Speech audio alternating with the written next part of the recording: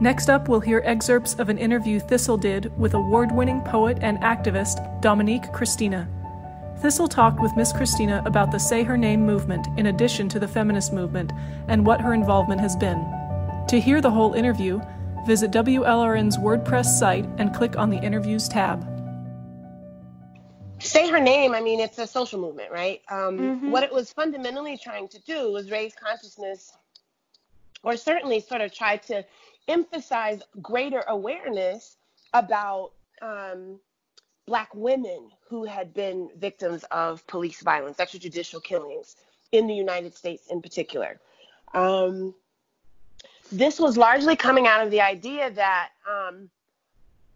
the Black Lives Matter movement was happening in reaction to Trayvon Martin dying, Eric Garner dying, John Crawford dying, Tamir Rice dying. It was legitimate outrage, but for some, the conversation was, we're having these discussions that emphasize violence against Black male bodies, and there's violence that happens against Black female bodies all the time. And those stories can't be absorbed or erased in this movement. So Say Her Name. Sandra Bland, right? A woman who it was a traffic stop and she did not walk out of that jail alive. Makes no sense. That was my understanding of the Say Her Name movement. Was it was about really that, saying that we exist too. We have been and continue to be brutalized as well. And so having these racial justice campaigns like Black Lives Matter and Black Girl Magic and Black Girls Matter and all of this stuff, all of these hashtags, right, that now declare that there's a new movement happening. Say Her Name, I think, got coined in like 2015 in order to sort of make sure that conversations about violence against female bodies was happening and was and that it was deserving of a wider consideration than it had been given. Have I participated? I don't know that I participate in any movement, which is to say that, it's very tricky for me. If I say, and what I'm going to say could offend some folks. If I say Black Lives Matter, and they do, it calls up its oppositional argument. It calls the opposition into the room. Black Lives Matter. The second that declaration happened, white nationalists had to create White Lives Matter or Blue Lives Matter. They had to, because the opposition was apparent. Like, the oppositional argument was apparent in that hashtag, Black Lives Matter. There are certain movements I don't participate in the sense that, like, I'm not going to march in the middle of the road and I'm not going to carry a sign with those words on it, because for me, I have to fight differently. One, I'm not going to use the same technology that my grandparents were using. My grandfather was born in 1911. My grandmother was born in 1913. If I am fighting the same way that they fought, to me, that feels like a failure. I should be further along. My grandparents did that. They marched, they picketed, they protested, they boycotted. Those are not radical acts in 2019, 2020. They're not to me. They show up as inconveniences. Power has already has a built-in response now to when we picket and protest and boycott. I'm not saying that those acts of resistance aren't useful. I'm saying they're not mine.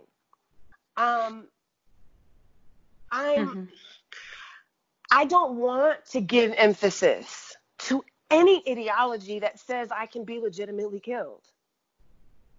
So how I talk about women's rights has to be strategy. How I talk about Black Lives Mattering has to be strategy. Because if I'm not careful, I'm fueling the other argument. Not with intent, but I'm doing it all the same. Because if I'm not careful, all I have is reactionary language as opposed to something unkillable. And I want us to be unkillable. Yeah. So it's just different for me. There are certain conversations I won't even engage in, because to do so means that it's legitimate for that person to have their position or to ask that question. So if I'm affirming that Black Lives Matter, I'm also affirming the idea that there's a question about it. I need to explain to someone who has a question about why or that Black Lives Matter. I need to now come up with language. I have to curate language for this person who is unconvinced that I should not be murdered. That is a waste of my time. It's a waste of my energy. It's a waste of my intellectual capital. I won't pay that. I will not pay that. That person is too small for me to speak to. If you have that question, you are too beneath me for me to pay attention to you. Mm-hmm. Certain movements, with the best of all possible intentions, you fuel the opposition, because they should never, their question about your existence and the validity of it should never have even gotten any emphasis. It should never have gotten any light. It didn't even deserve how much thought you put into it. That's kind of where I am. I remember the sanitation workers in the civil rights movement. There's this iconic photo of these Black men. I was a little girl and I saw it, and all it said was, "I am a man." That's all it said.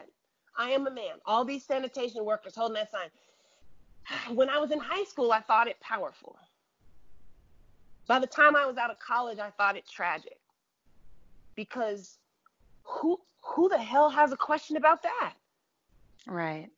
You know what I mean? Like, it just... I do, and I think it's similar for the feminist movement. Mm-hmm. Because, I'm a woman, and women exist. Mm-hmm. Right. Right. So thank you. That's really illuminating.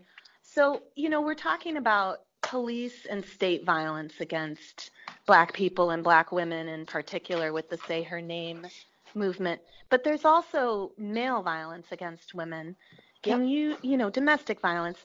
Can you talk about that, and then the possibility of that being something that white women and Black women have in common, and is there a way for us to use that common ground to unite and, get past our differences?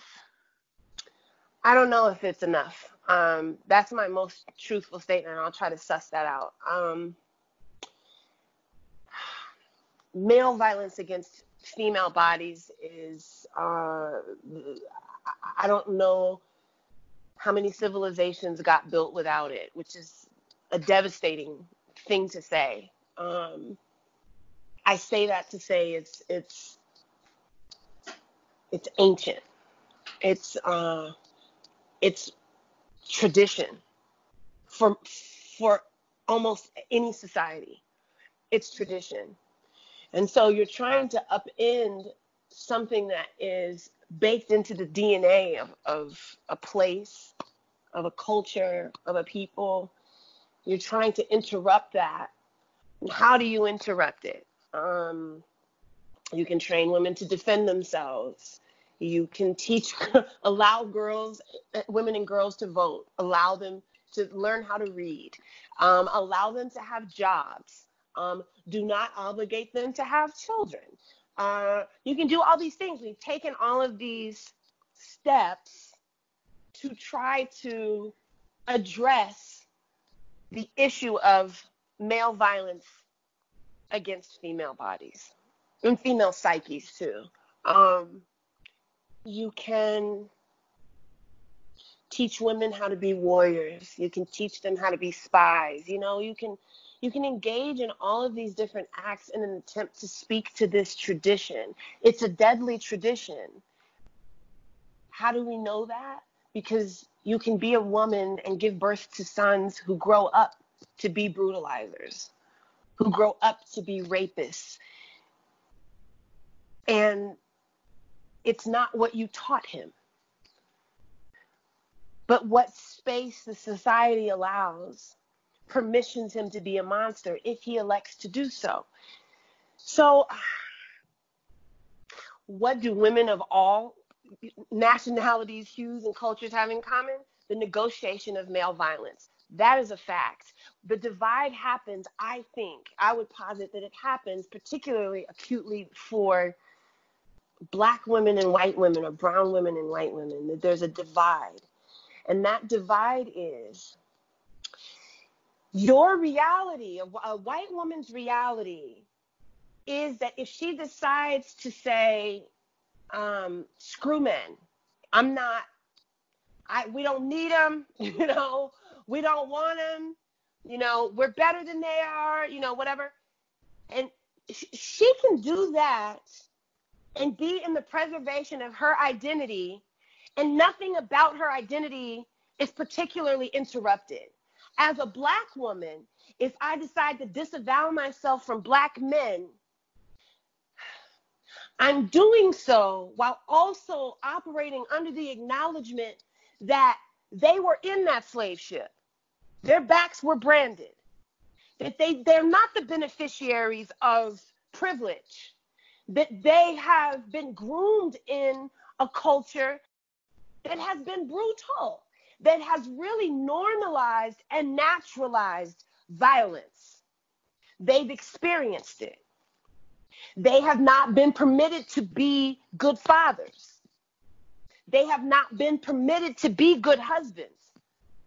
And so I think the cultural reality complicates the gender discussion. Mm-hmm. Like, does that make sense? Because I am operating all the time, always and in all ways, in the acknowledgement of what was asked of my ancestors, what was insisted upon. I don't know how any of us made it out. If I'm being completely honest, I don't know how any of us are here. I don't know how. I don't know how they did that. I don't know. But what I know for sure is that same person who in the belly of that ship, in the dark, broken and bleeding and diseased and demeaned and humiliated, that person survived the unsurvivable, found themselves on a plantation. Do I think that person was the most humane person, the most morally intact person, a person that had emotional literacy, emotional integrity, a person who knew how to love their kids? Hell no. Where'd they get it from? How would they be able to show up like that? What they did was they survived. But I'm certain that they were also devastating in the performance of their survival. I'm sure they beat their kids. I know they did.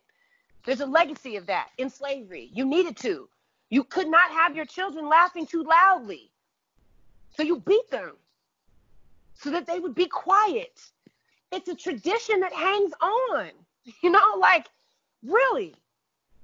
And I'm thinking of all of that all the time. My Blackness is not muted by my womanness. They're both loud. My womanness isn't muted by my Blackness. Both of those identities are big and complicated, and they stand up right next to each other. Both of them are in the room at the same height at the same time. I am often asked to mute my Blackness in emphasis of my feminism. I will never do it. I will never, ever, ever, ever do it. Because I would not, that's not what sisterhood looks like for me. And who asks you to do that? There are so many white feminists who I receive messages from who struggle with certain aspects of my politics or certain things that I grieve about, honestly. Like, I am constantly asked to pick a side. It's maybe that surprises you, but it's a constant thing for me. And part of that happens because I think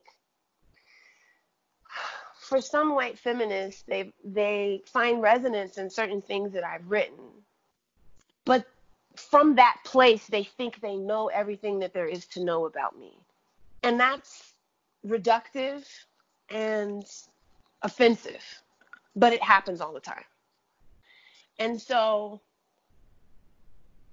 it's a thing that I negotiate constantly, I'm going to be in support of women because why would I not be? Because I recognize the urgency. Because I was a little girl who could have died and she didn't die, but I certainly could have died in days where I tried to make that happen. And it wasn't race in those moments. The scariest parts of my childhood weren't happening because I was Black. They were happening because I was female. That's a fact. You know, I was never harmed as a little girl because I was Black. I was harmed perpetually because I was female. So how could I not, right? Like, be in the full, out loud, you know, support of, advocacy for women and girls.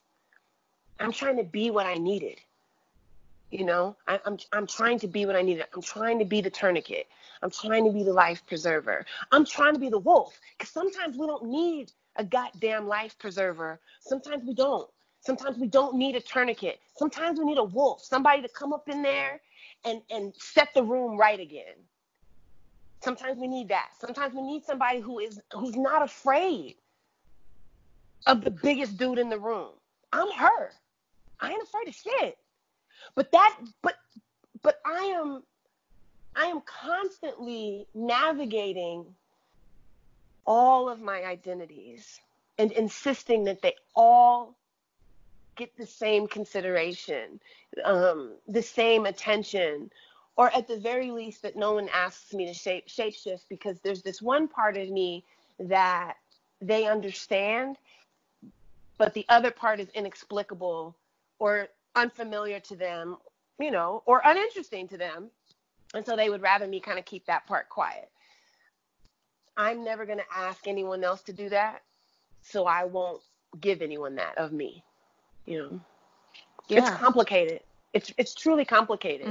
You know, I think about, when I think about the divide sometimes between Black women and white women, I think about, in this country, we have to start with the fact that Black bodies were trafficked in and then brought to homes where white women lived. And those white women were told that those Black bodies were 3/5 human, that they were cattle. They were this is chattel slavery we're talking about. Those are objects. They're not people. And she goes, okay, you know, all right. But she doesn't have power. Her husband has not given her power. She doesn't have power. So he traffics these Black bodies onto this plantation. It's her home. They're cooking her food. They're nursing her babies. But then stuff starts changing, because now there's a whole bunch of beige babies being born. How'd they get there?